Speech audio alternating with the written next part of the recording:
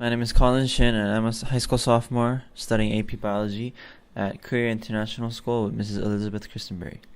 For this project, I'm responsible for the phylum Chordata, which is commonly known as vertebrates. Vertebrates are known to have a sustaining backbone, and in many cases, including humans, it's crucial for the backbone to have the backbone because it connects the brain to the body with the senses. To talk about unifying characteristics of all chordata, there are four main features that all of the chordata go through during their larva stage. First, they have a rod for support, called the notochord. Second, they have a hollow dorsal nerve cord, which serves as a basis for the nervous system. Third, they have pharyngeal slits, which are gill-like structures that help gas diffusion, gas exchange to and from the pharynx. Finally, there is a post-anal muscular tail, but most mammals lose them as they grow up. There are also three subphylums, and they are Urochordata, Cephalochordata, and Agnatha, and I'll be going into deeper detail in a bit. Examples of Urochordata, and by the way, the order is the evolution order. So, the examples of Urochordata would be tunicates, or also sea squirts, which are commonly known as mungge in Korea, where a lot of ajashis eat it. Cephalochordata would include lancelets, and the eating type of lancelets that humans eat are also called lancelet amphioxus. And Agnatha include lampreys and hagfish.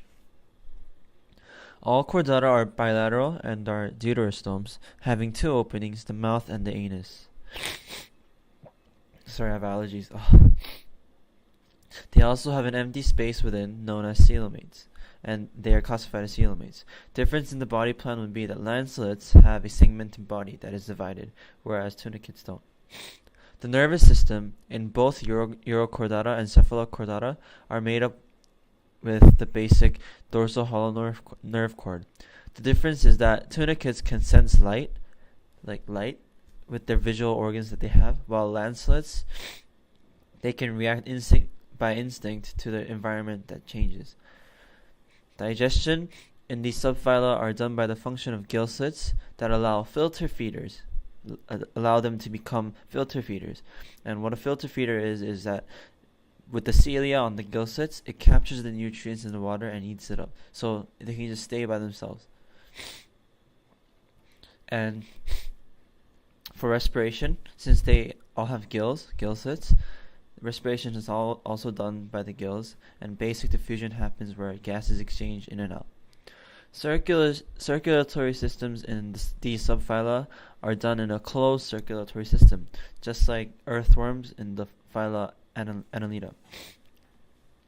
There is an absence of capillaries, which make the blood vessels in them much more important.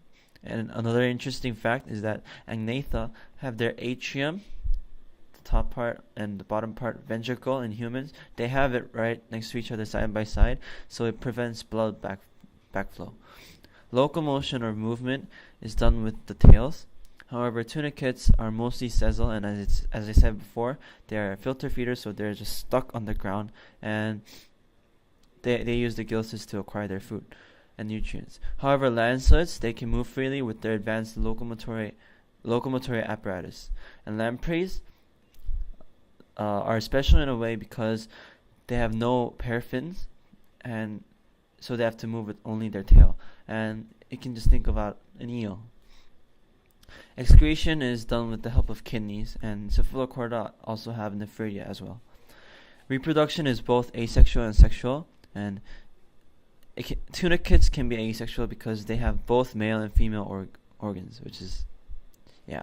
And lancelets are all sexual, and so are Agnatha. And lancelets, they all live in water because the sperm has to swim inside the water.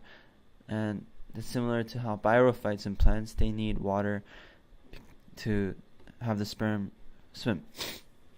And yeah, biophytes are the plants with no vascular tissue. So yeah, and Agnatha are also fully sexual, reproducing animals because they have external fertilization where the sperm actually swims to the external egg and fertilizes it. And all of the animals do not in the three subphylums, they don't have any parental care. I'm about to sneeze. In evolutionary terms, Urochordata and Cephalochordata and also Agnatha are all important in a way because we evolved from these animals.